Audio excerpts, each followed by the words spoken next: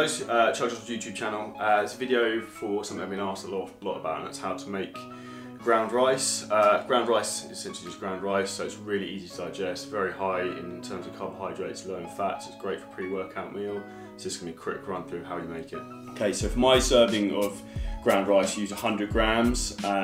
I'll also add in 80 grams of blueberries. I tend to use frozen ones just because it's easy to keep them, so I'll add that all in now, and then once we've done that, what we'll do is I'll just boil the kettle, add some water, make sure you use enough, mix it all up, and then we'll stick it in the microwave for 2 minutes, and we're pretty much good to go. Now we're going to add the boiling water with my assistant.